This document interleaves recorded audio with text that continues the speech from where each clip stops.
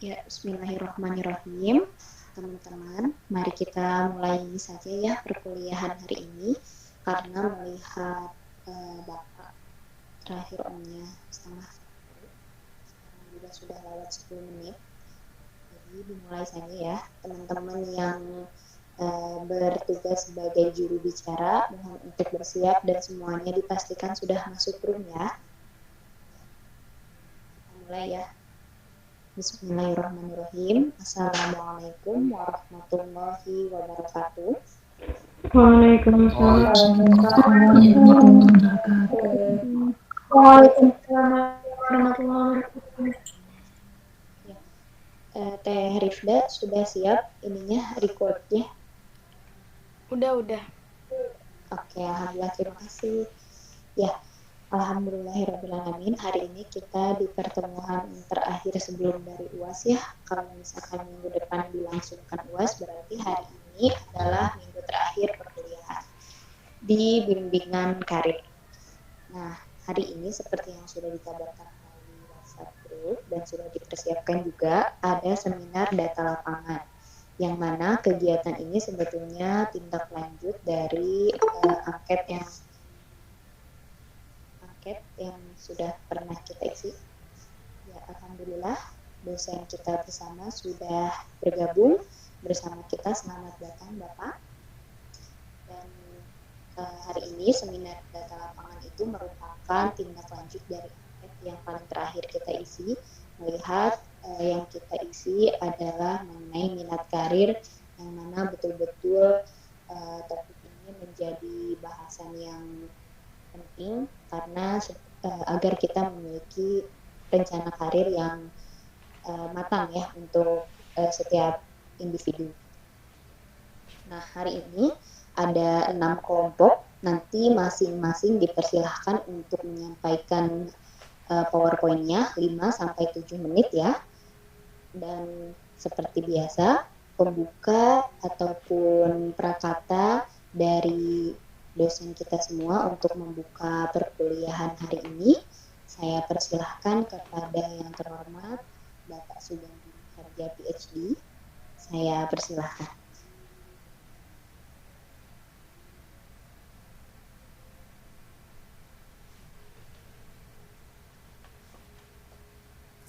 Assalamualaikum warahmatullahi wabarakatuh.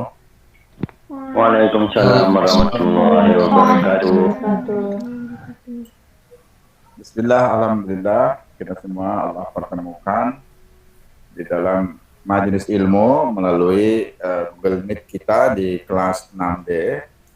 Pertemuan ini sebagaimana disampaikan oleh PJ kita tadi, bahwa ini adalah merupakan pertemuan terakhir dalam konteks perkuliahan, dan kita sejak awal sudah belajar tentang bagaimana aspek-aspek karir itu melekat pada diri orang dan apa saja yang mempengaruhi karir pada seseorang itu. Kita sudah belajar tentang faktor keluarga, faktor eksternal, faktor kelahiran, faktor bakat, scholastic, personality, macam-macam pada diri orang.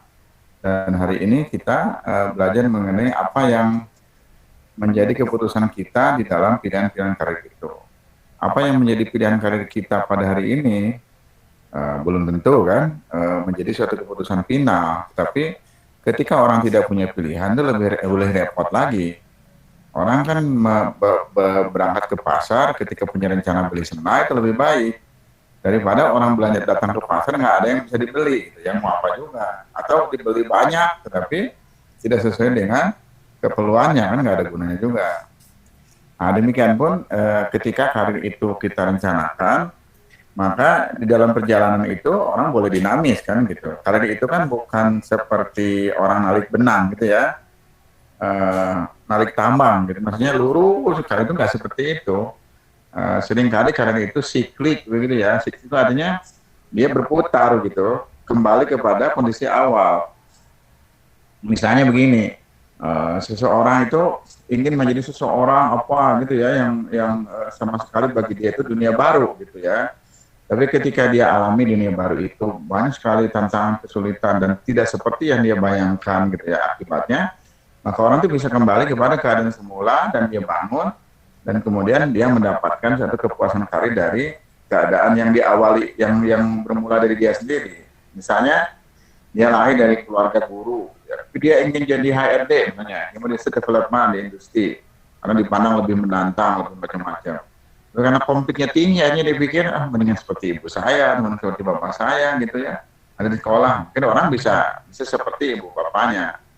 Atau sebaliknya, ibu bapaknya itu main dunia politik dan keras gitu ya. Dia anti politik, saya nggak mau seperti keluarga saya main politik gitu ya. Nah, kemudian dia, saya ingin pekerja sosial saja. Nah, tapi kemudian di tengah perjalanan pekerjaan sosial itu, menurut orang pintar, diperlukan kekuasaan, diperlukan anggaran, dan macam-macam. Akhirnya orang belajar juga dunia politik, ikut juga dunia politik, kan begitu ya.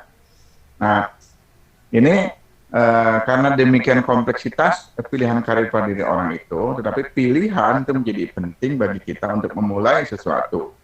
Dan sesuatu yang dimulai itu merupakan satu kesadaran kita, satu ketertarikan kita, dan itu perjuangan awal kita yang perlu diwujudkan dengan sungguh-sungguh. Persoalan kemudian ada dinamika, itu besok lusa saja yang akan terjadi. Itu yang pertama. Yang kedua, di dalam karir ini, yang kita bicarakan sekarang ini, karirnya meliputi menyebut nama-nama gitu ya. Nama orang siapa yang kita temui, nama tempat di mana, nama waktu kapan, ya kan? Nama situasi di dalam konteks apa, konteks Idul Fitri kah, konteks seminar kah, konteks pameran kah, konteks apa itu pekan karir apa namanya kan? Nah itu nama-nama kita sebut, nah, kan? Dalam konteks kita memenangkan kompetisi karir ini. Nah kemudian karir ini kan seperti apa itu seperti burung gitu ya. Nah, kan orang itu dalam berkarir itu, dalam mendapat rezeki itu, ada yang seperti burung, datang ke pohon-pohon, ya kan? Mungkin di sebelah bukit sana, kan gitu. Mungkin di pohon tinggi sana, atau mungkin di bawah pohon, di atas tanah sedikit. Jadi burung pergi mencari makanan. Tapi ada juga binatang makhluk lain seperti kuya, kura-kura itu. Kura-kura itu tinggal saja di mana di air. Nanti kalau ada ikan lewat baru dia makan cepluk gitu ya. Jadi kura-kura nggak pernah mengejar ikan, tapi ikan yang menghampiri kepada dia. Nah itu karir dalam diri orang seperti itu. Ada yang dia harus kejar, rezeki itu dijemput. Ada juga orang tuh tinggal saja di satu tempat, nanti rezekinya yang menghampiri dia. Tetapi yang kedua ini jarang gitu ya. Yang kedua ini luar biasa kalau ada pun gitu. Luar biasa kalau ada pun. Jadi pada kebanyakan orang harus seperti burung. Nah, dia harus mengejar, ya kan harus cari tahu di mana adanya, harus cari tahu sudah cukup tidak rezeki itu, gitu ya. Harus tahu musimnya, musim hujan kah, musim panas kah, musim kemarau, musim panen atau musim bukan, musim apa, musim paceklik misalnya. Burung-burung itu tahu dia. Nah jadi kita ini kalau bisa nih bertindak seperti burung itu. Jadi mengejar suatu kesempatan tempat lain. Karena berhijrah itu suatu kemuliaan, berhijrah itu awalnya mungkin susah, mungkin sulit, tetapi Allah memberikan suatu kesempatan yang jauh lebih banyak daripada orang itu tinggal di tempatnya semula. Ya kan hadis menyebutkan apabila orang lahir di Kabupaten A, meninggal di Kabupaten Z, maka jarak perbedaan tempat lahir dan tempat meninggal kemudian ditakdir masuk surga, maka lebar pintu surganya itu selebar jarak antara lahir dan meninggal orang itu.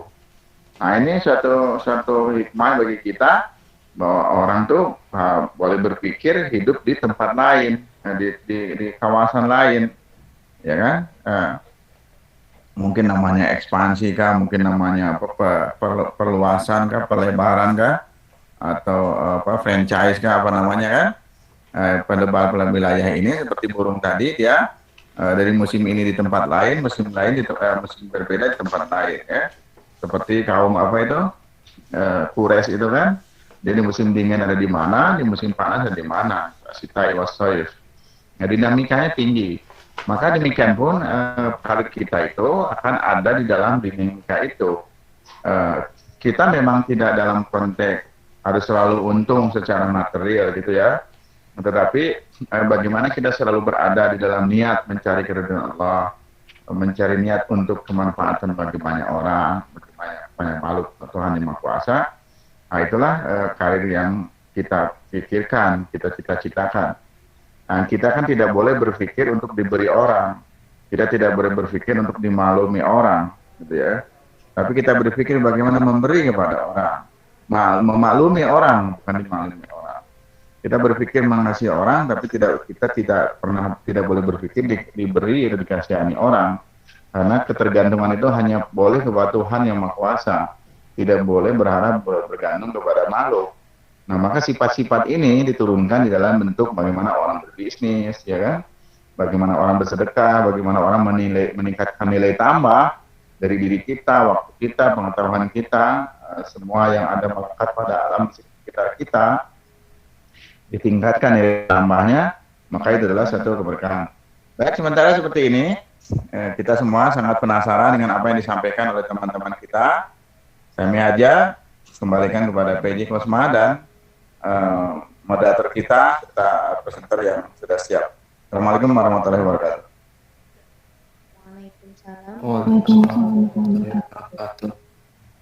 Terima kasih kepada Bapak Subandi Harja PhD atas pembukaannya untuk perkuliahan hari ini.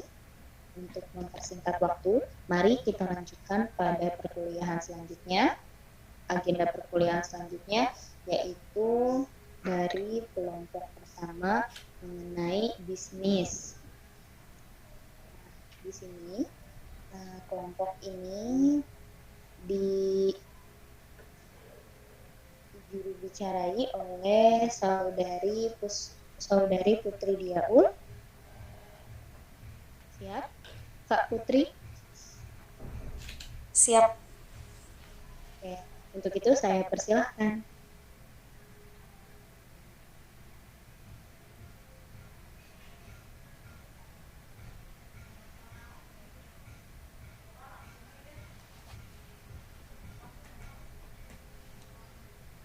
Terima kasih kepada Ibu Moderator yang telah mempersilahkan saya. Bismillahirrahmanirrahim. Assalamualaikum warahmatullahi wabarakatuh. Selamat siang teman-teman semua. Semoga kita tetap semangat menjalani perkuliahan pada siang hari ini. Langsung saja ya, untuk mengefisiensikan waktu, saya akan memaparkan minat karir dari kelompok bisnis. Di sini terdiri dari 10 anggota ya, yang mana kami semua mempunyai minat yang sama, yaitu berbisnis. Nah, untuk next slide. Next.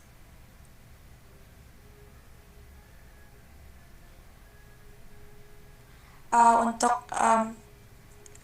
minat, relasi, dan koneksi sendiri, rata-rata di kelompok bisnis ini sama ya, berminat menjadi pengusaha di bidang fashion, kuliner, dan ada juga di bidang ekspedisi online maupun offline. Nah, relasi juga semuanya hampir sama, yaitu keluarga dan kerabat terdekat. Kemudian sebentar, slide-nya di pause dulu. Nah, mungkin pada bagian koneksi yang agak berbeda ya dari keseluruhan anggota, ada yang koneksi dari keluarga, kemudian letak geografis, kemudian komunitas secara online atau offline, kemudian peluang pasar dari keluarga yang sudah cukup luas. Nah, untuk kekuatan dan kelemahan dalam bisnis sendiri, lagi-lagi semua anggota kelompok di sini hampir sama ya. Seperti pada kekuatan yang kami rasakan adalah kami mempunyai tekad yang kuat ketika akan mulai berbisnis. Kemudian mungkin ada perbedaan dari setiap orangnya ya, namun pada umumnya tekad yang kuat mendominasi kekuatan di sini.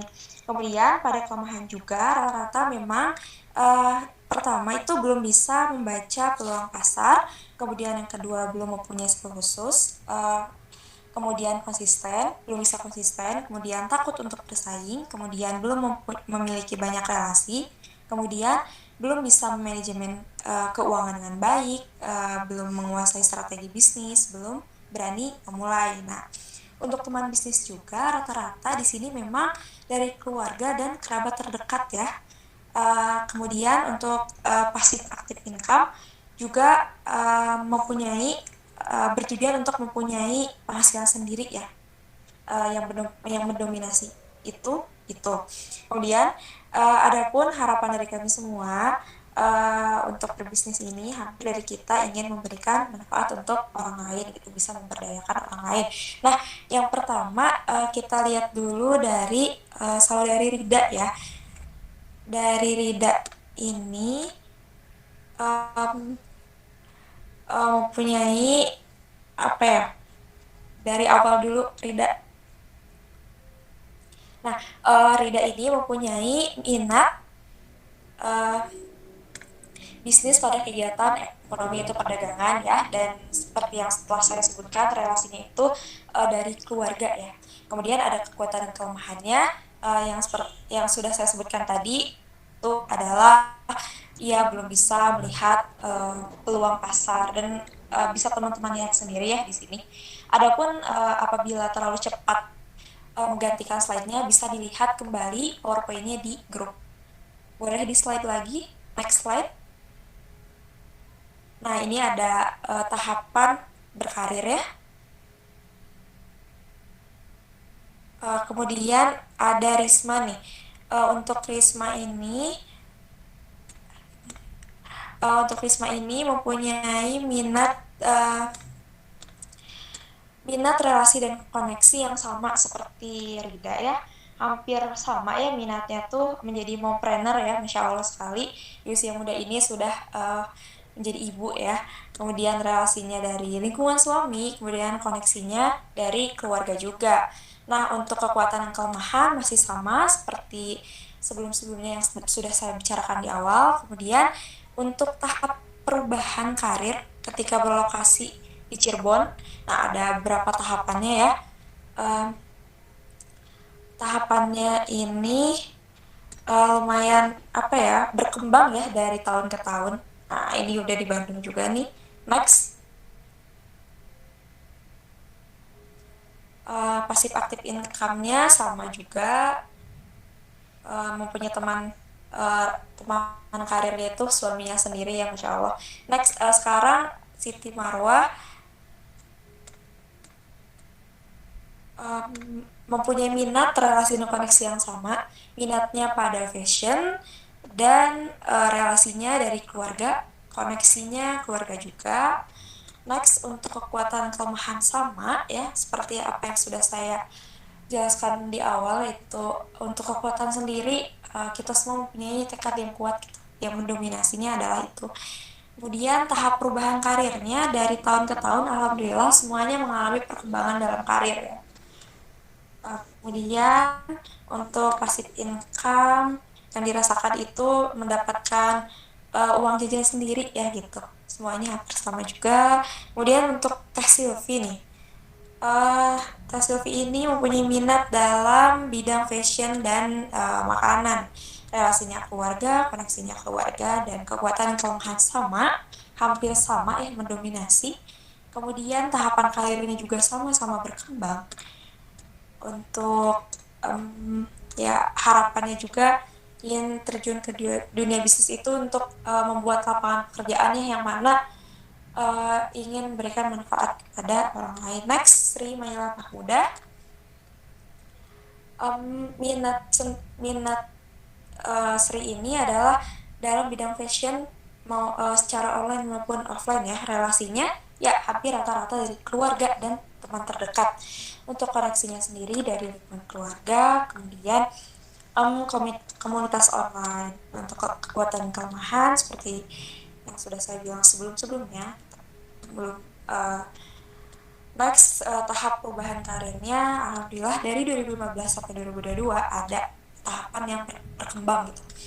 Next, untuk teman karirnya sendiri dari keluarga dan teman-teman sendiri, kemudian harapannya bisa memberi manfaat kepada orang lain. Next, di sini ada saya sendiri ya.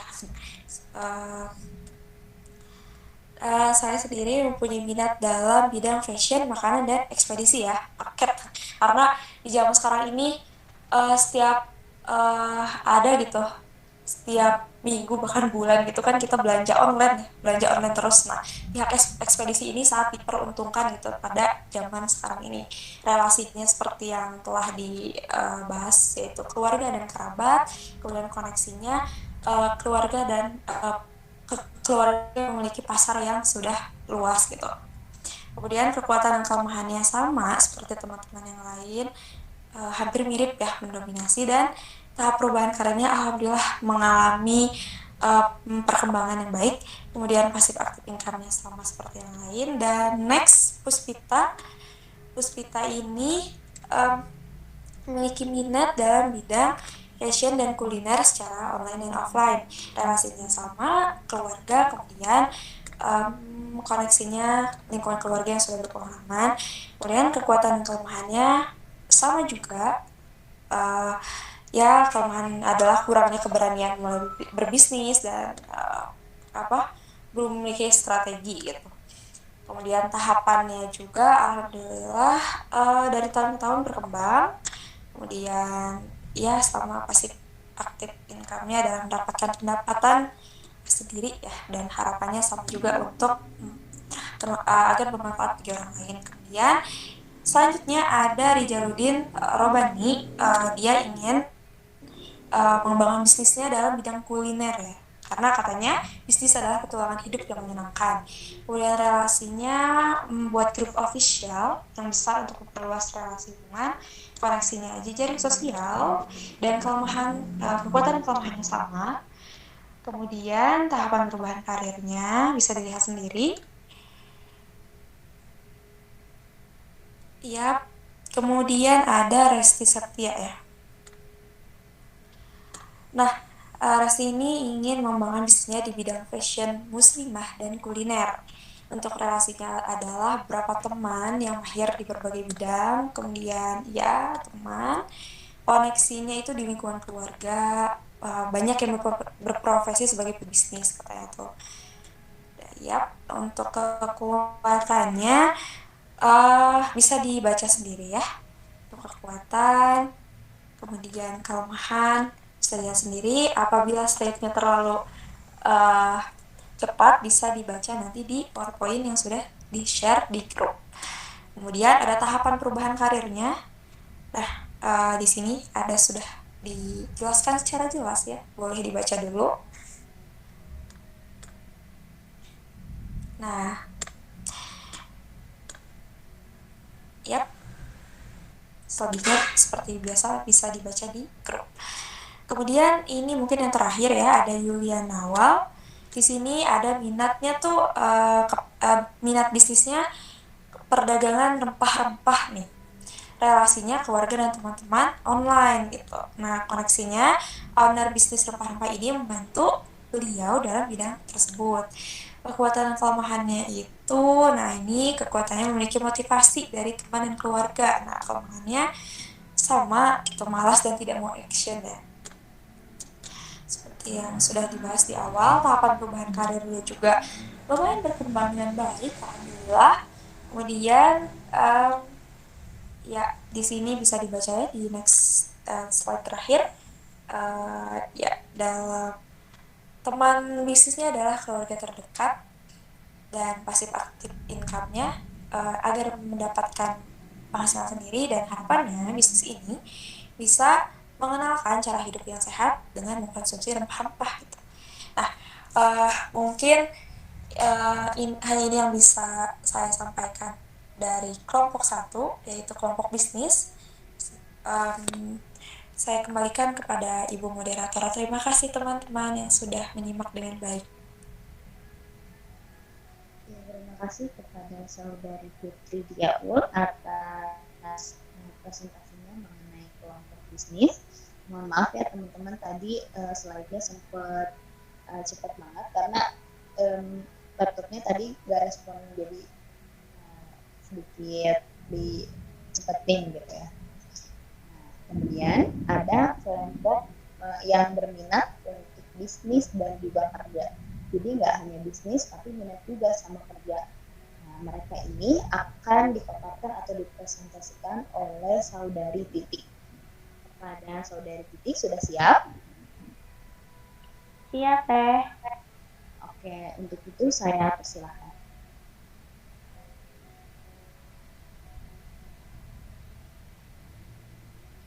Baik, bismillahirrahmanirrahim. Assalamualaikum warahmatullahi wabarakatuh. Waalaikumsalam warahmatullahi wabarakatuh. Saya selaku perwakilan dari kelompok 2 bisnis dan kerja akan memaparkan presentasi yang sudah kami buat. Nah, dari anggota kelompoknya sendiri adalah saya, Titi Bestari, lalu Sania Nuraini, dan Yulian Nagil. Yang pertama adalah saya sendiri, minat karir saya sebagai pembisnis, pengusaha, guru BK, atau kerja di perusahaan ternama. Relasi dan koneksinya, keluarga banyak yang berasal dari pembisnis dan pengusaha, dan juga keluarga memiliki kenalan-kenalan kiai di daerah Cikarang, dan dekat dengan guru semasa sekolah di SMK yang memiliki kenalan HRD dan bos di perusahaan-perusahaan besar di Cikarang, terkhusus di kawasan MM 2100. Lalu kekuatan dan kelemahannya, kekuatan memiliki banyak relasi dari berbagai kalangan, mulai dari pembisnis, tokoh agama, dan guru-guru semasa sekolah. Kelemahannya belum memiliki relasi dari PNS atau pegawai di perusahaan-perusahaan milik negara.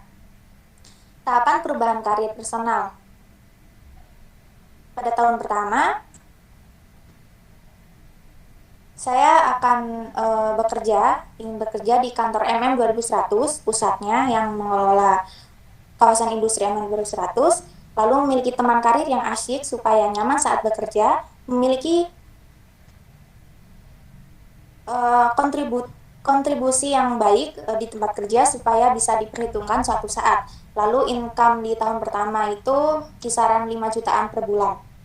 Yang tahun kedua masih sama tempat kerjanya, income-nya 7 jutaan per bulan. Tahun ketiga juga masih sama, income-nya 8 juta per bulan. Tahun keempat income 10 jutaan per bulan, lalu tahun yang kelima adalah income-nya 15 jutaan per bulan. Lalu yang kedua ada saudari Sania Nuraini, minat karirnya sebagai pembisnis atau pengusaha. Relasi dan koneksinya ada beberapa keluarga yang membuka bisnis tambak udang dan penyewaan alat lapangan. Kekuatannya memiliki relasi dan mudah untuk mempelajari lebih dalam. Kelemahannya belum memiliki modal yang maksimal. Tahapan perubahan karir personal. Pada tahun pertama, ingin membuat kolam sisi pantai 3.000 meter persegi. Memiliki teman karir yang bertanggung jawab agar selalu tepat pada waktunya, memiliki selalu kontributif di tempat bisnis yang dijalani supaya diperhitungkan suatu saat. Lalu untuk income-nya 30 jutaan per bulan. Yang kedua, kolam sisi pantai 3.000 meter persegi masih sama, lalu income-nya 60 juta per bulan. Tahun ketiga, income-nya itu 60-an juta per bulan. Tahun keempat, 120 juta per bulan. Lalu tahun kelima, 150 jutaan per bulan. Lanjut ke saudari Yulian Nagil.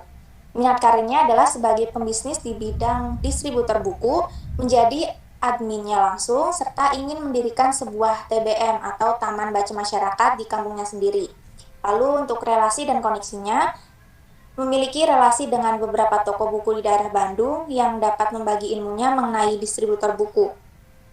Juga memiliki relasi dengan orang yang sudah sejak lama mendirikan TBM, sehingga beliau bisa banyak belajar bagaimana mengawali pendirian sebuah TBM. Lalu untuk kekuatan dan kelemahannya, kekuatannya memiliki lahan yang luas untuk mendirikan sebuah TBM, meyakini buku sebagai kebutuhan jangka panjang, masyarakat semakin sadar akan pentingnya pendidikan, terutama pembelajaran melalui buku. Merebaknya individu yang melanjutkan ke perguruan tinggi sehingga kebutuhan buku semakin meningkat. Lalu untuk kelemahannya, malu untuk promosi, belum memahami betul strategi marketing, belum memahami keadaan pasar, belum memiliki partner dalam mendirikan sebuah TBM ataupun mendirikan sebuah toko buku. Lalu, tahapan perubahan karir personalnya. Yang pertama, di tahun 2018 sampai 2019, memulai dan belajar menjadi reseller dari produk Jafra, Tupperware, dan rangkaian skincare berbahan daun bidara. Selanjutnya, mengikuti pelatihan dan seminar yang diadakan oleh brand-brand tersebut. dapat meniru strategi marketingnya dan mengaplikasikannya pada bisnis buku yang akan dirintis. Memiliki toko buku sendiri dengan harapan dapat membuka lapangan kerja bagi kerabat terdekat, bekerja sama dengan beberapa kampus sebagai distributor resmi atau pemasok buku bagi mahasiswa. Lalu yang terakhir, di tahun 2025, memiliki beberapa cabang toko buku di berbagai daerah di Indonesia. Nah, ini adalah yang terakhir sebagai penutup statement dari Saudari Nagil sendiri. Buku adalah investasi jangka panjang, semua kalangan tentu sangat membutuhkan. Maka dari itu, peluang tersebut akan berusaha saya dapatkan. Baik, mungkin cukup sekian pemaparan yang bisa saya sampaikan dari kelompok 2. Lebih dan kurangnya mohon maaf. Billahi taufiq wal hidayah. Wassalamualaikum warahmatullahi wabarakatuh. Saya kembalikan kepada Ibu Moderator. Iya, terima kasih kepada Saudari Titik atas presentasinya yang menjelaskan tentang bisnis juga karir ya, juga kerja. Kemudian kita lanjutkan pada kelompok ketiga, yaitu penyuluh. Dimana penyuluh itu sering sekali menjadi topik bahasan dalam jurusan kita. Penyuluh sering digadang-gadang atau sering diinformasikan adalah salah satu profesi yang bisa kita jalani ketika kita sudah menjadi lulusan dari jurusan bimbingan konseling Islam ini. Kemudian akan saya persilahkan kepada Saudara Ramadan, sudah berada di room ini. Hadir. Ya, Ramadan, saya persilahkan untuk menyampaikan presentasinya. Baik, terima kasih kepada Ibu Moderator yang telah mempersilahkan saya untuk menjadi salah satu juru bicara penyampaian minat karir dari kelompok 3 mengenai penyuluhan. Bismillahirrahmanirrahim. Assalamualaikum warahmatullahi wabarakatuh.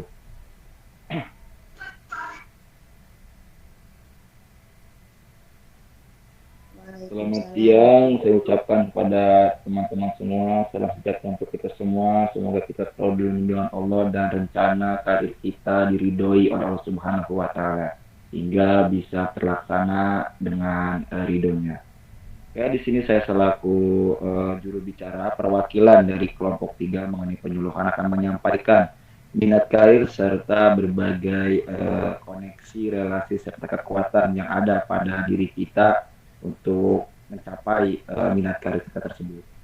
Oke, yang pertama itu coba di ini slide-nya. Oh ya, ini ya, ini calon-calon orang sukses ya. Ya, sebelumnya di kelompok 3 ini ada 4 orang ya yang berminat di penyuluhan, yaitu ada saya sendiri selaku Ramadan, terus ada Tiara Ningrum, ada Rifa, dan juga ada Resa Rizkita. Saya di sini mempunyai minat karir sebagai bidang rehabilitasi di Badan Narkotika Nasional.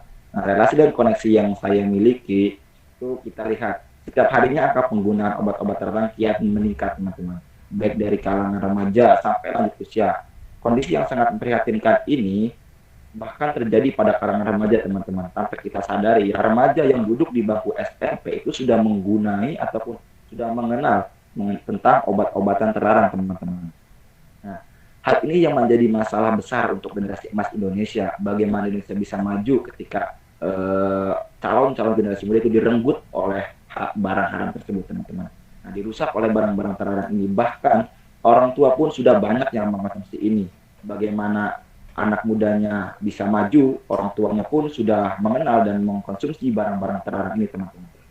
Nah, fenomena ini menjadi tanda tanya besar. Begitupun bagi kami selaku kaum muda yang tentunya gitu punya peran dan aktif di sosial, di lingkungan sosial gitu ya, punya kemampuan untuk bisa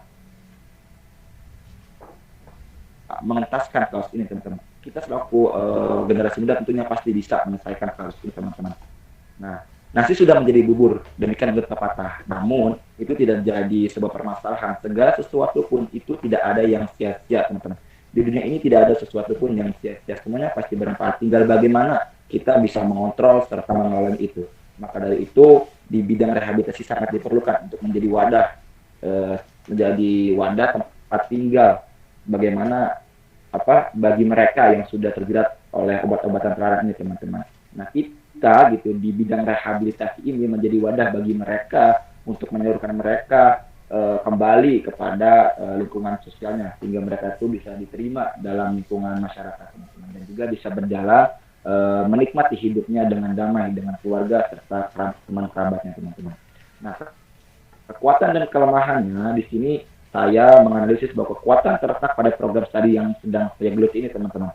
Ya, program studi di bidang konseling Islam ini merupakan salah satu kekuatan bagi saya untuk bisa menjadi penunjang tercapainya niat karir saya. Nah, itu menjadi salah satu fasilitator untuk mereka yang membutuhkan dan juga bisa menunjang dalam minat karir yang saya minati ini, teman-teman.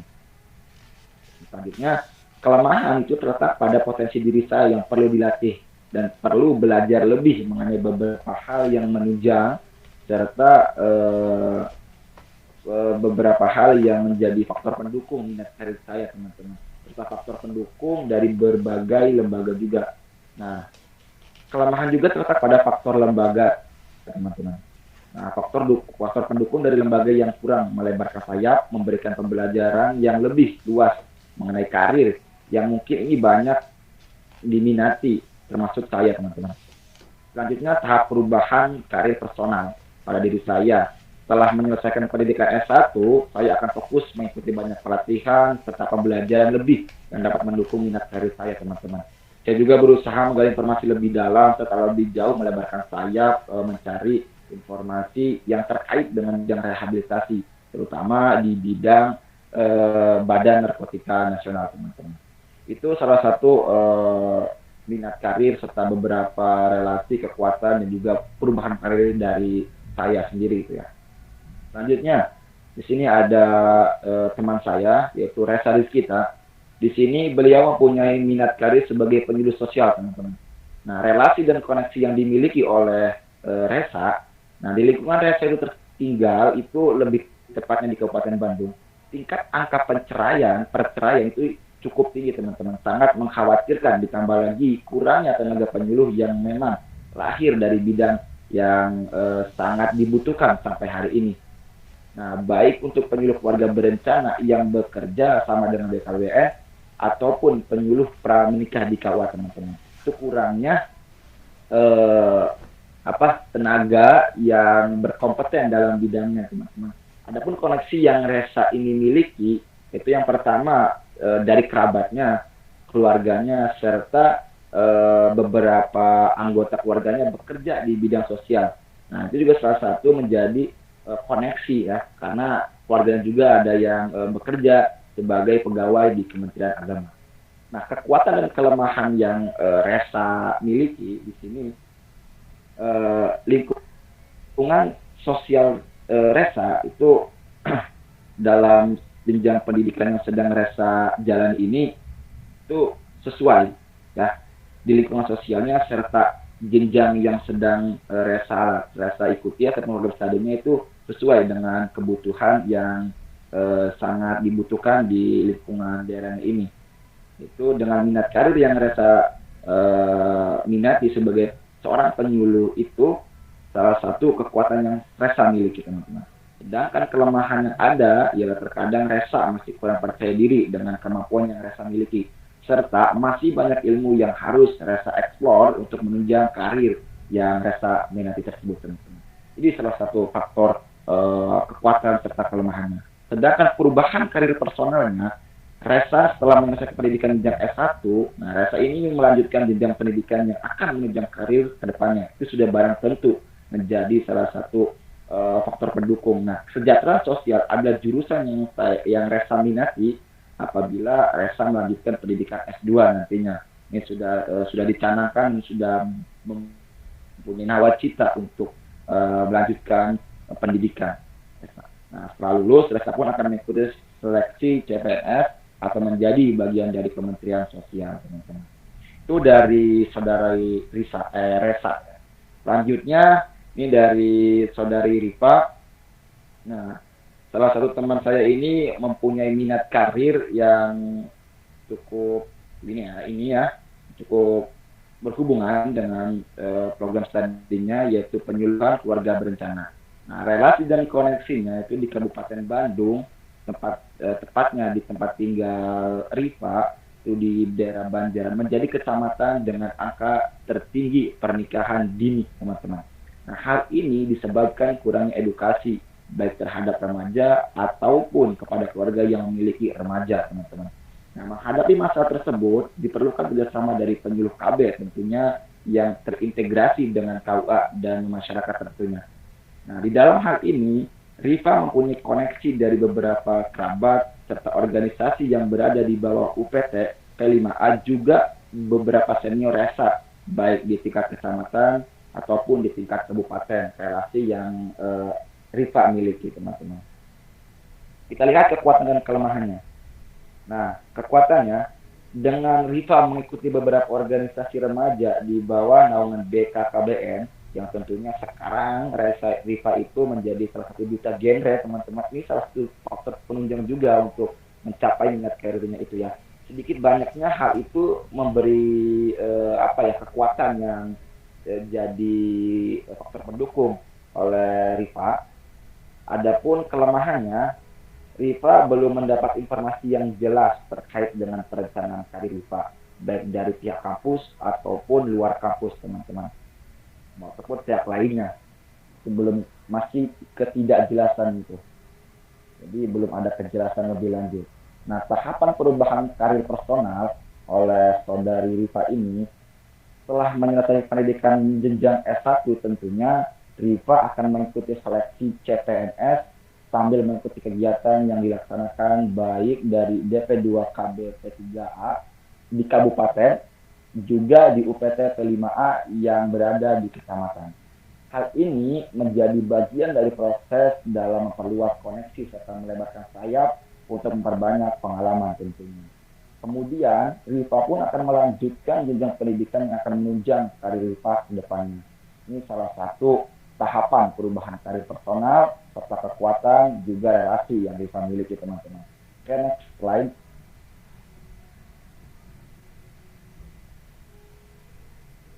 Halo.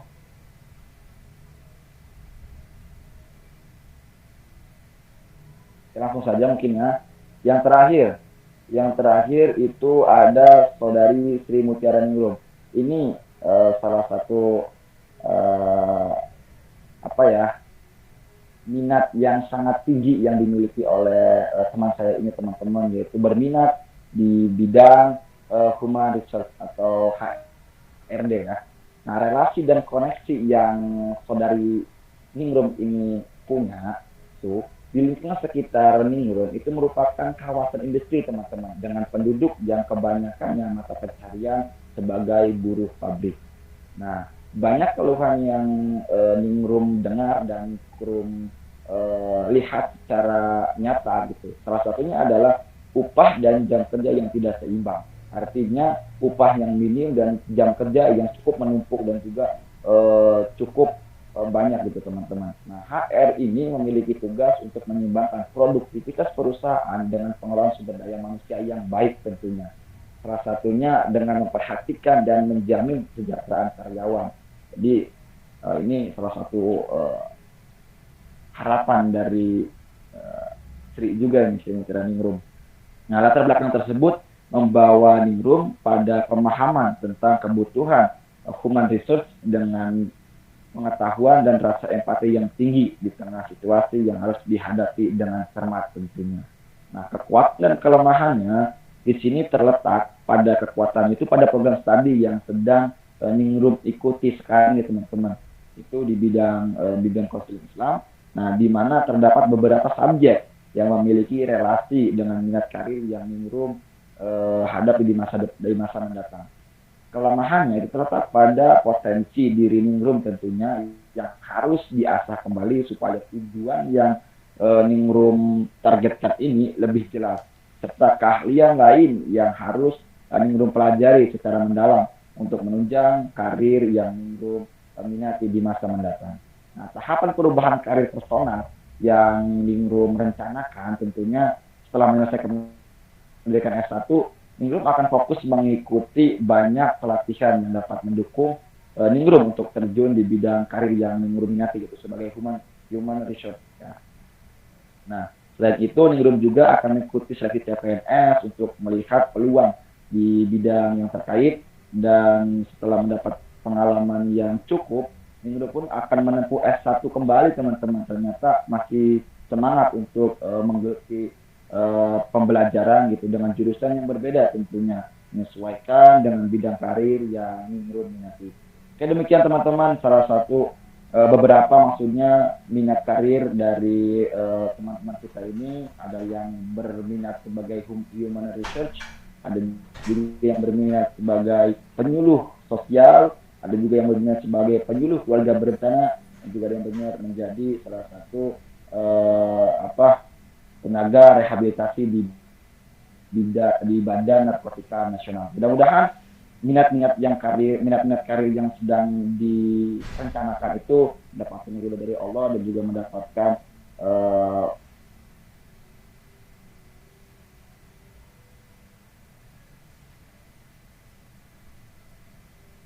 teman-teman. Demikian dari bidang penyuluh sosial. Terima kasih. Assalamualaikum warahmatullahi wabarakatuh. Waalaikumsalam. Terima kasih kepada saudara Ramadan atas presentasinya memaparkan mengenai kelompok pekerja. Kemudian yang selanjutnya ini juga salah satu profesi atau bidang yang kasarnya akan lebih cocok gitu ya untuk menjadi guru BK, karena kita adalah lulusan dari bimbingan konseling Islam. Ya betul.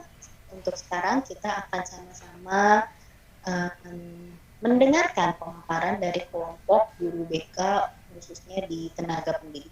Untuk itu kepada saudari Yayu, sudah berada di room ini? Sudah, Bi.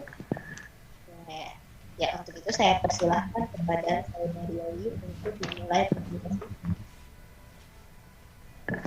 Baik, terima kasih kepada Ibu Moderator yang telah memberikan saya kesempatan. Bismillahirrahmanirrahim. Assalamualaikum warahmatullahi wabarakatuh. Saya Yayu Agustin, perwakilan sebagai juru bicara dari kelompok 4 yang beranggotakan Reza Kurniandi, Rizka Karmila, Rofiatul Atiyah, Sera Siti Sarah, Siti Fatona, Syifa Amalina, Tiara Mustika, Yusni Kurnia, Zahra Anissa, dan tentunya saya sendiri Yayu Agustin. Kami bersepuluh memiliki minat karir yang sama, yaitu menjadi guru BK atau konselor pendidik. Dan seperti yang kita tahu, guru BK adalah tenaga kerja yang profesional atau ahli di bidang itu sendiri, yaitu mengenai bimbingan konseling, yang mendapatkan khusus bimbingan dan konseling, serta mohon maaf sebentar.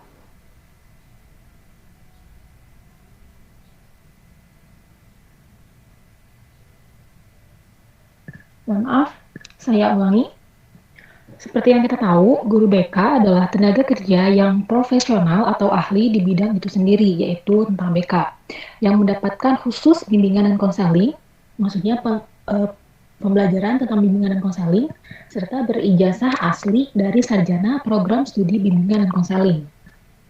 Kemudian, mengapa kita semua berminat berkarir sebagai guru BK? Yang pertama, karena merasa memiliki potensi dalam bidang bimbingan dan konseling. Dengan kita merupakan sarjana program studi bimbingan dan konseling, tentu saja kita selama berkuliah, misal S1 selama 4 tahun, kita berfokus kepada bagaimana kita menjadi seorang guru BK yang kompeten. Sehingga kami yakin bahwa kami memiliki potensi untuk menjadi seorang guru BK. Yang kedua, karena profesi guru BK pada saat ini sangat dibutuhkan. Dilihat dari beberapa tahun belakangan ini, yang saya lihat, guru BK itu khususnya di daerah pedesaan, kabupaten, masih banyak sekali sekolah-sekolah yang tidak memiliki guru BK yang benar-benar sarjana program studi bimbingan dan konseling.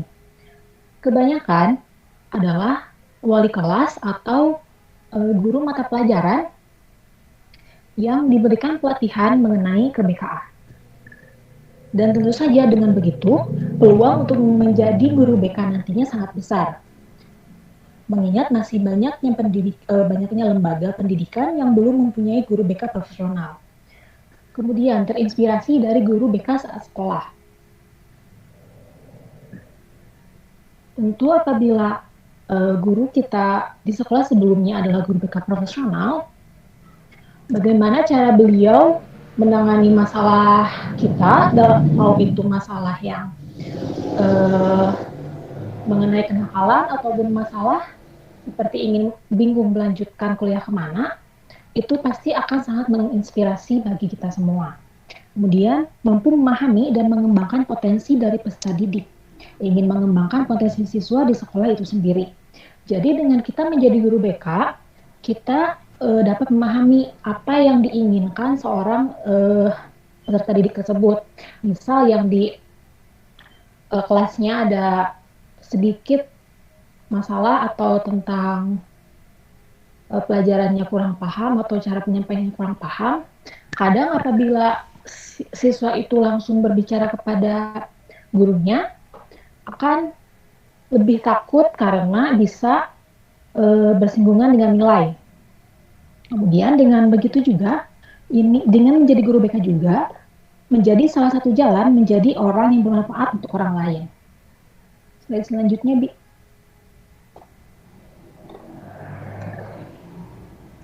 Nah, untuk relasi dan koneksi. Yang pertama, relasi dan koneksi kami semua sepakat guru BK di berbagai sekolah. Maksudnya adalah yang telah saya sampaikan tadi, guru BK di sekolah kami sebelumnya cukup menjadi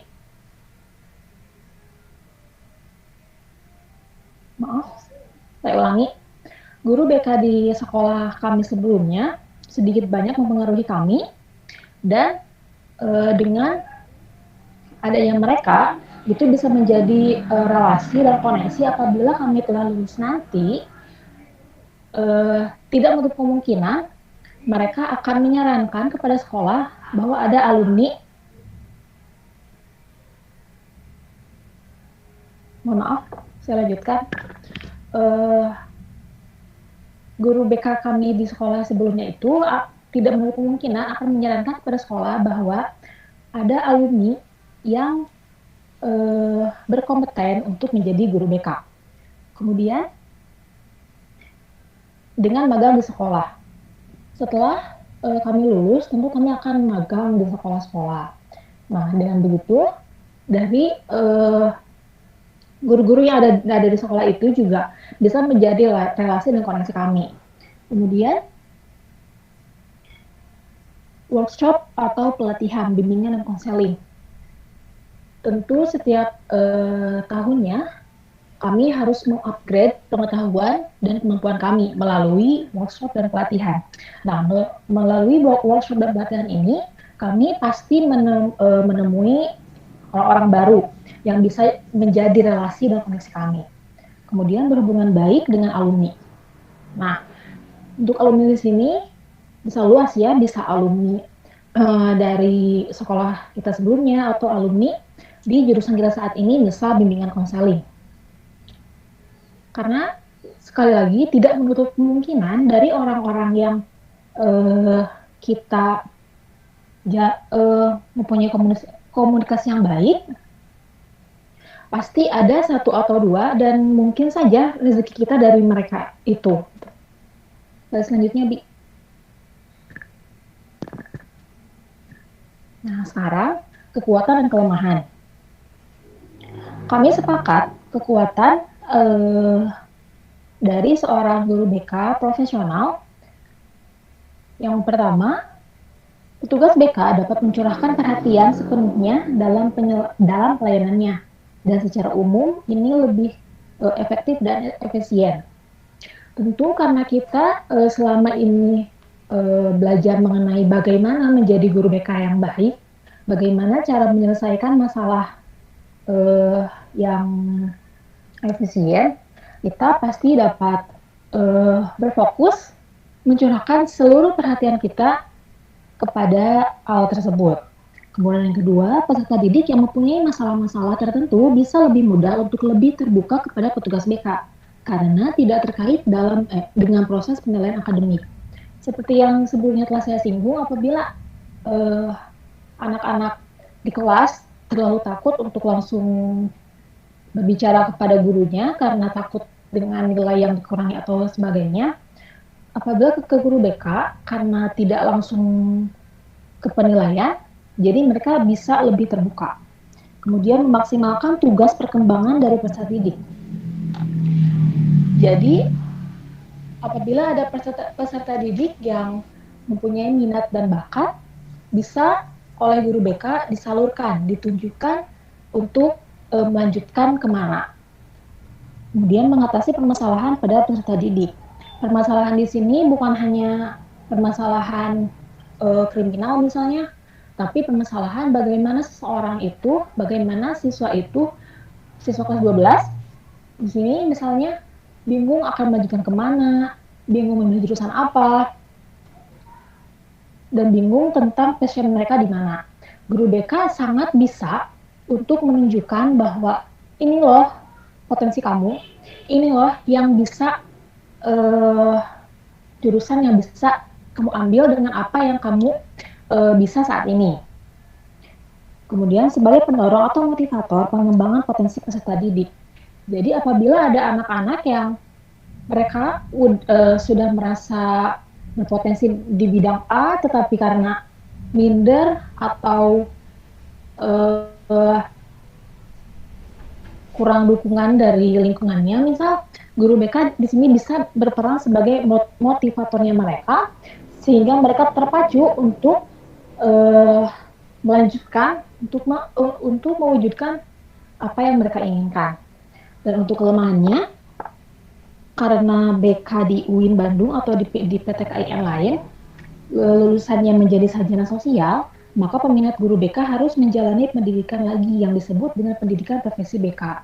Nah, jadi karena kita bukan dari fakultas pendidikan gitu ya, jadi kita ada PR sebelum langsung bekerja untuk di negeri biasanya harus ada pendidikan lebih dahulu, kurang lebih 1 tahun. Kemudian petugas bisa mengalami kesulitan untuk mengetahui secara detail peserta didik. Nah, ini untuk guru BK yang non-profesional karena tidak terlalu fokus atau tidak terlalu difokuskan untuk menjadi BK dari awalnya, hanya mendapatkan pelatihan-pelatihan. Jadi dalam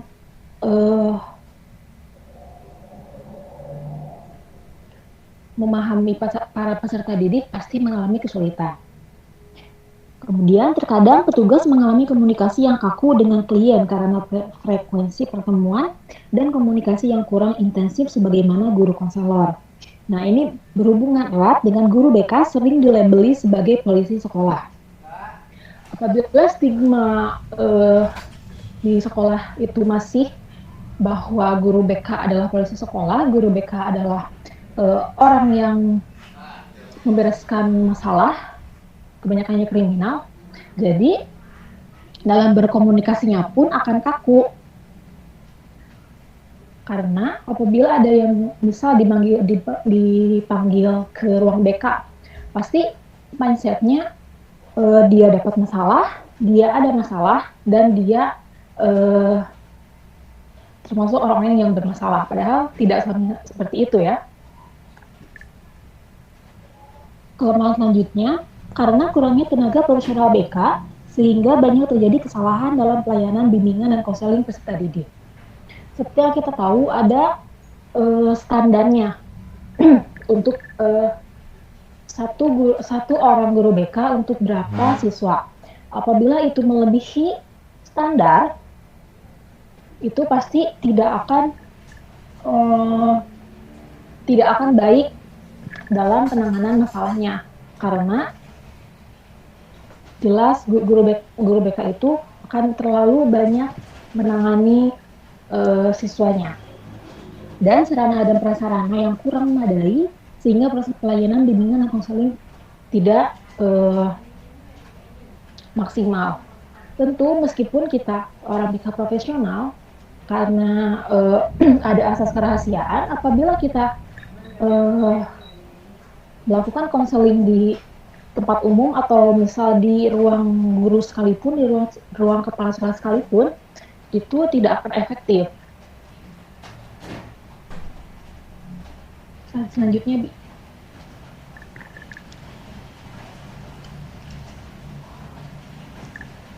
Nah, sekarang tahapan perubahan karir.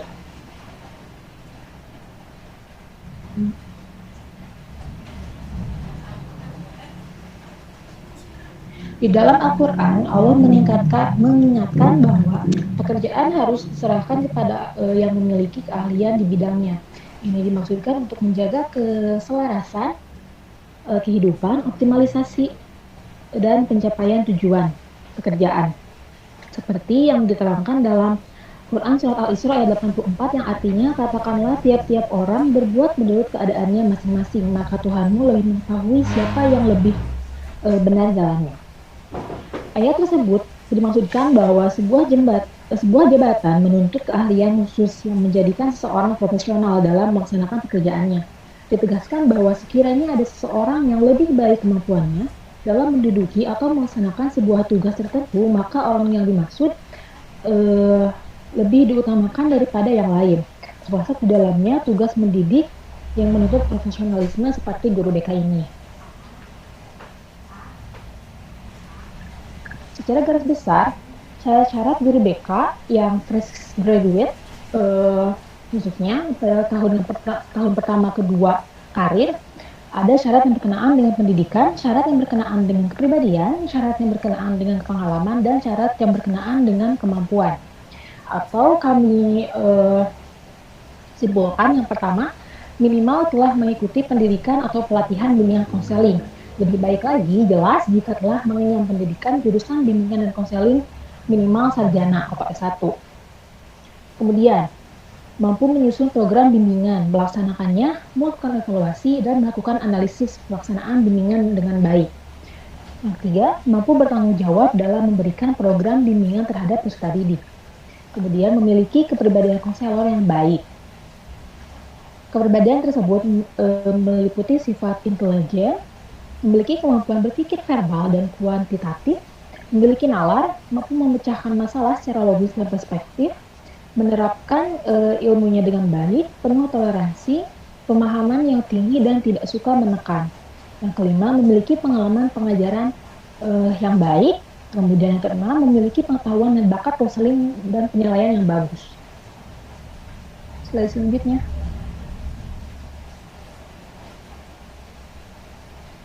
Nah, untuk tahap perubahan karir selanjutnya, pada tahun ketiga karir kami, insya Allah jika sudah menjadi guru BK dan akan menuju PNS atau P3K, yang kepanjangan dari singkatan dari pegawai pemerintah dengan perjanjian kerja. Nah, tahapan untuk menuju PNS atau P3K ini, yang pertama syaratnya itu honorer, tenaga honorer kategori 2 sesuai database tenaga honorer kategori 2 di BKN. Ini maksudnya tenaga honorer kategori 2 adalah guru yang masih aktif mengajar di sekolah swasta dan negeri pun sama, mohon maaf ada yang kurang, dan terdaftar sebagai guru di Dapodi Kemendikbudristek.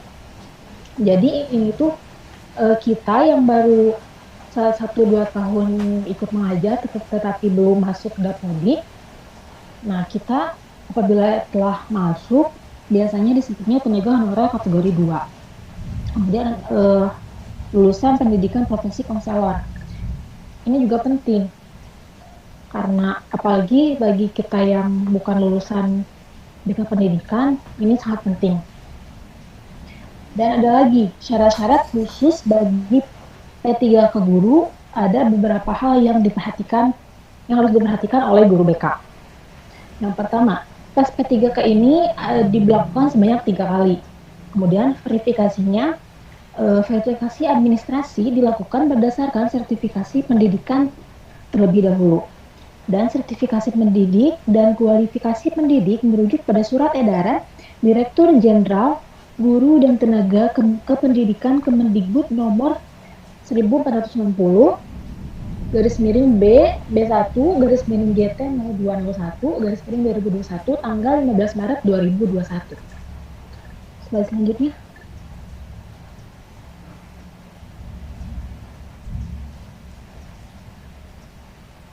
Mohon maaf, slide selanjutnya.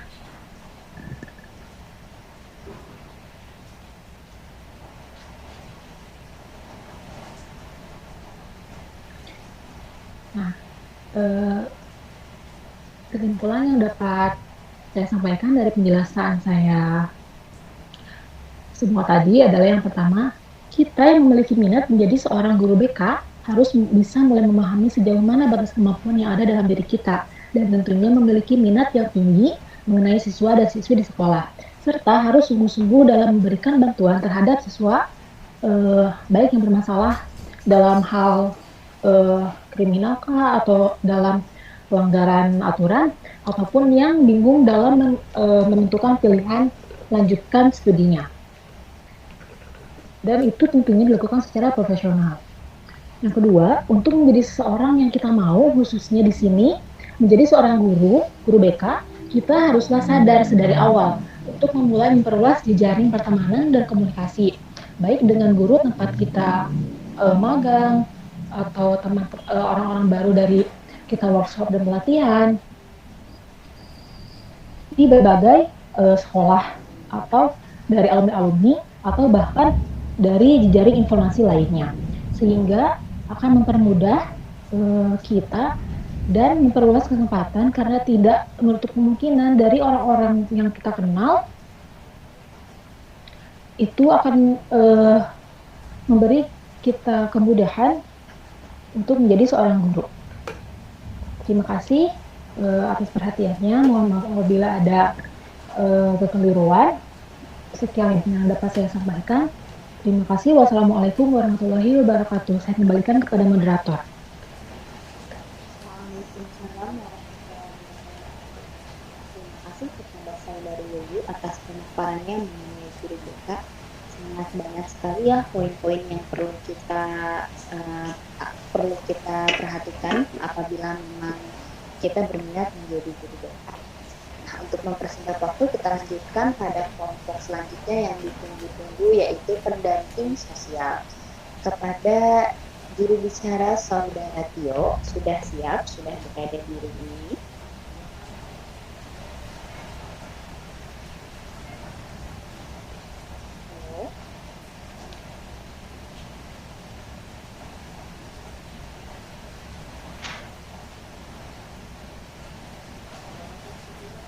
Saudara Tio, Ada nggak videonya? Ada sih di Google Meet mah.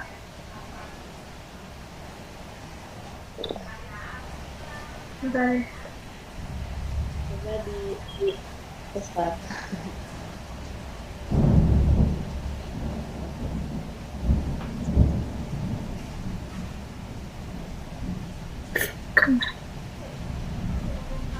Ya, sambil menunggu saudara Tio, sebelumnya pada pertemuan kali ini kita masih Kalau misalnya nggak ada, nggak apa-apa, sama aku aja. Oh ya udah deh, untuk mempersingkat itu saya persilahkan kepada saudari Rita untuk memulai presentasi.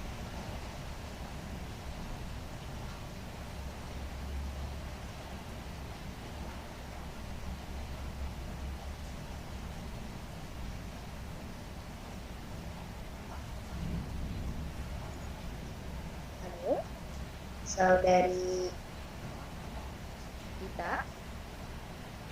Halo Rita.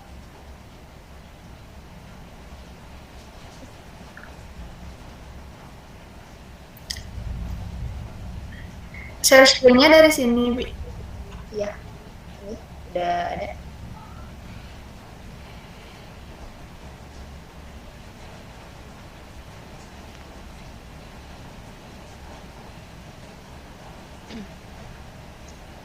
nanti saya persilakan kepada saudari Rita untuk memulai memaparkan mengenai kelompok 5 sebagai pendamping sosial. Ya, sebentar ya koneksi jaringannya.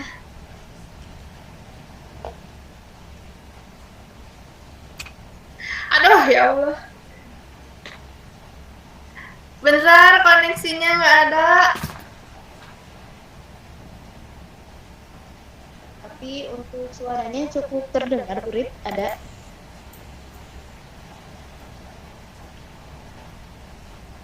Atau Saudara Tio sudah berada di room ini. Sabar, kita sabar.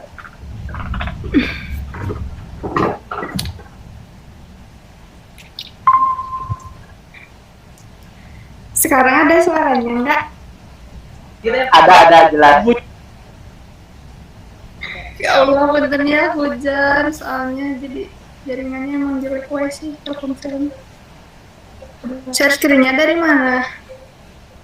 Yang ini udah ada ya teman-teman, udah tampil ya? Sudah ada. Oh, dia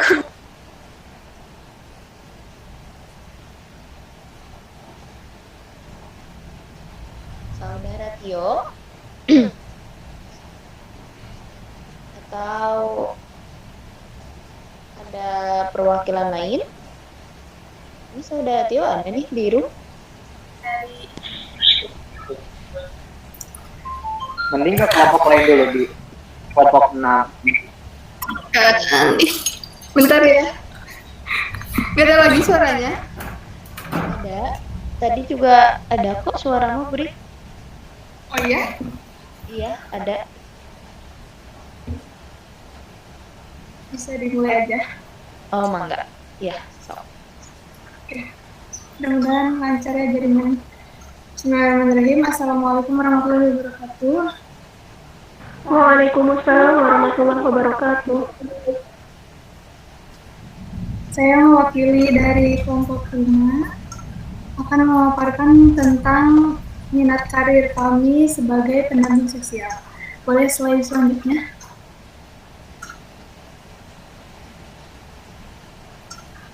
Oke. Di sini kami terdiri dari 3 anggota saja. Yang pertama ada Putri Maulida Kamila, kemudian saya sendiri Rita Syamsia dan Tio Pramuji. Langsung saja kepada minat yang pertama, yaitu dari Putri Maulida Kamila sebagai penyuluh BP4 atau bimbingan pramuka. Di sini relasi dan koneksinya yang pertama yaitu mencari informasi terkait minat karir ke petugas atau kantor KUA terdekat, kemudian mempelajari lebih dalam tentang bimbingan dan penyuluhan di BP4. Selanjutnya yaitu ada kekuatan SDM dan SDA. Yang pertama ada kekuatan sumber daya manusianya, yaitu banyaknya generasi muda lulusan pesantren dan sekolah formal yang akan menjadi aset untuk kerjasama. Kemudian hubungan yang baik antara para petugas KUA dengan masyarakat dan para tokoh agama. Dan kekuatan SDA-nya yaitu luasnya tanah di halaman kantor KUA di desa setempat. Next slide-nya, ada kelemahan SDM dan SDA. Yang pertama yaitu kurangnya petugas atau pegawai sehingga masih ada petugas yang bekerja merangkap. Nah, jadi misalnya dalam struktur organisasi itu masih ada petugas yang merangkap jabatan. Kemudian yang kedua itu masih adanya pernikahan di bawah umur. Nah, ini masih marak terjadi gitu ya, nggak hanya di daerah Indramayu saja, tapi di saya juga masih banyak terjadi pernikahan di bawah umur, bahkan di bawah 17 tahun. Kemudian masih banyaknya angka perceraian, apalagi di masa pandemi COVID ini, kemarin-kemarin itu angka atau nilai tingkat perceraian itu melonjak sangat tinggi sekali gitu ya. Entah itu karena faktor ekonomi mungkin dan hal-hal lain. Kemudian yang keempat itu pergaulan pemuda-pemudi yang menjurus pada pergaulan bebas yang kurang terkontrol oleh orang tuanya. Selanjutnya ada kelemahan sumber daya alamnya, yaitu luasnya Kecamatan Gantar yang ada di Indramayu ini, sehingga ketika musimnya hajatan atau banyaknya acara pernikahan, para petugasnya kewalahan. Nah, biasanya abis lebaran gitu kan suka banyak, atau bulan-bulan tertentu tuh suka banyak yang nikahan tuh serentak. Dalam satu hari bahkan bisa puluhan acara pernikahan gitu. Nah, jadi petugasnya tuh seperti penghulu dan sebagainya itu kewalahan menangani para pasangan yang mau menikah ini. Jadi jadwalnya tuh berbentrokan gitu. Jadi SDM-nya masih, ya karena luas wilayahnya dan penduduknya banyak, jadi petugasnya itu kewalahan gitu ya, melayani. Next slide. Oke, nah tahapan perubahan karirnya yaitu tahun pertama dan tahun kedua itu sebagai staf pencatat pernikahan, tahun ketiga, 4, dan 5 yaitu penyuluh BP4 atau Badan Penasehat Pembinaan dan Pelestarian Perkawinan. Nah, BP4 itu biasanya selain di KUA juga kalau untuk anggota kepolisian biasanya suka ada sidang BP4R juga, seperti itu. Next slide. Nah, ini lokasi kantornya, yaitu kantor KUA Kecamatan Gantar yang ada di Jalan Raya Gantar, kilometer 7 nomor 1, Kampung Gantar, Kecamatan Gantar, Kabupaten Indramayu, Jawa Barat. Nah, ini adalah KUA-nya. Next slide lagi.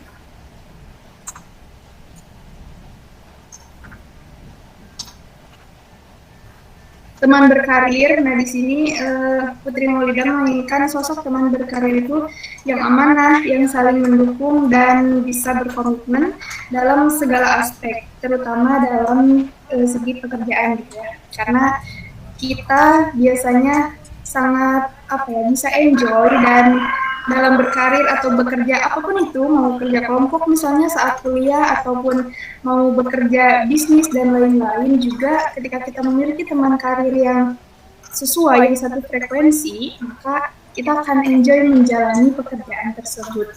Lanjut.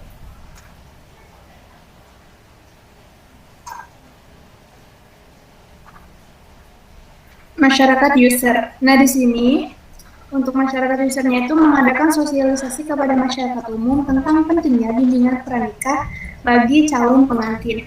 Nah, seperti yang saya ketahui bahwa bimbingan pranikah itu tidak hanya dilakukan di KUA, dilakukan di KUA. Bahkan sekarang tuh bidan-bidan desa juga seringkali melakukan bimbingan pranikah terhadap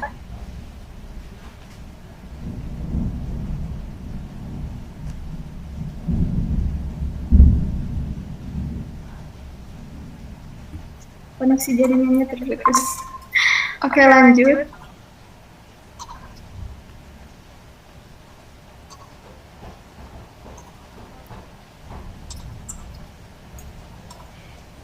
Pasif aktif income-nya sebagai penyuluh di Badan Penasehat Pembinaan dan Pelestarian Perkawinan yang bekerja untuk membentuk masyarakat mencapai keluarga yang sakinah. Nah, jadi penyuluh BP4 ini sangat dibutuhkan oleh masyarakat untuk mengedukasi sebenarnya usia ideal perkawinan itu umur berapa, kemudian bagaimana cara menjadi istri yang baik, cara menjadi suami yang baik, kemudian diberikan pemahaman juga dalam menghadapi rumah tangga itu harus seperti apa. Jadi itu pasif dan aktif income. Lanjut. Kemudian ini ada saya sendiri, Rita Rashamsia sebagai penyuluh sosial di lembaga DP 2KB P3A. Lanjut. Relasi dan koneksinya, yang pertama itu magang di lembaga BKKBN, baik itu yang ada di pusat maupun wilayah, kemudian mengikuti program dan kegiatan BKKBN seperti dan lain-lain, mempunyai keluarga atau kerabat. Nah, saya mempunyai keluarga dan kerabat kebetulan yang bekerja di BKKBN juga, sehingga kadang saya sering meminta informasi dan berbagi pengalaman bersama beliau. Kemudian melatih kemampuan baik hard skill maupun soft skill. Karena bagi saya dua kemampuan ini sangat penting dalam menghadapi dunia Lanjut.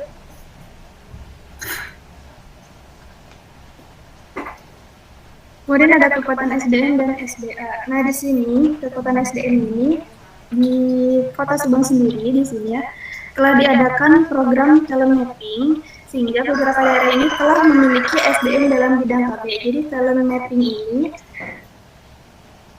pencarian atau apa ya, perekrutan SDM sebagai seperti TPD, tenaga penggerak desa, kemudian ada pos KB, sub KB, dan jajarannya. Kemudian yang kedua itu banyaknya masyarakat yang mulai menyadari akan pentingnya program KB. Nah, jadi karena sudah banyak petugas KB-nya di beberapa wilayah, walaupun tidak di satu wilayah, walaupun tidak sebanyak itu, tapi tiap wilayah sudah tersebar dan ada.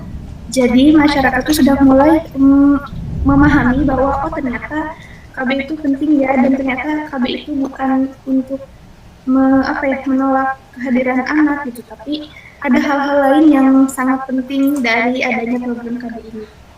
Kemudian kekuatan sumber daya alamnya, Kota Subang dengan luas wilayah kurang lebih 2025 km persegi yang terbagi menjadi 31 kecamatan ini memiliki banyak potensi untuk menyelenggarakan program KB. Seperti misalnya pelestarian kampung KB. Nah, karena kan tidak setiap kampung itu menjadi kampung KB, tapi masih banyak kampung-kampung yang bisa dilestarikan sehingga kampung tersebut bisa menjadi kampung KB. Kemudian laju pertumbuhan penduduk dapat terkontrol dan kesejahteraan keluarga juga dapat meningkat dengan adanya program KB. Lanjut.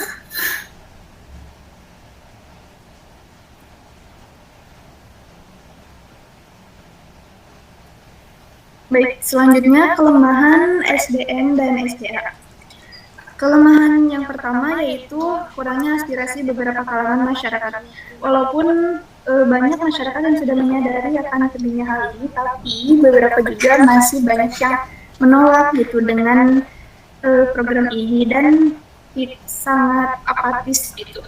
Kemudian keterbatasan sumber daya dengan jurusan linear. Nah, jadi yang saya temui ini banyak petugas-petugas BKKBN itu tidak dari jurusan pekerja sosial dan atau misalnya pernah ada mata kuliah mata kuliah KB-nya gitu. Kemudian yang ketiga, kebergantungan yang tinggi pada pemerintah dalam menjalankan berbagai kegiatan.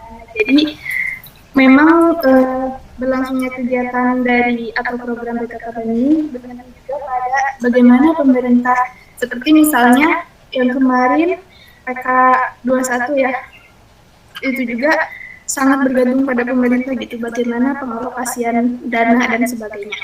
Kemudian ada keterbatasan tenaga kesehatan di setiap desa.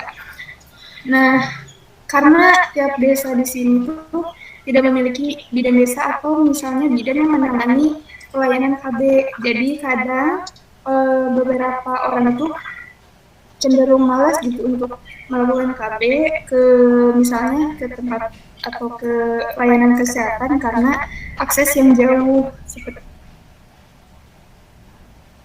itu. Kemudian kelemahan sumber dayanya, beberapa wilayah masih sulit untuk diakses, jadi jalan itu masih sulit untuk diakses lah. Kemudian keterlambatan datangnya fasilitas KB, kadang fasilitasnya itu akan digunakan tapi masih belum datang gitu ke wilayah-wilayah tertentu.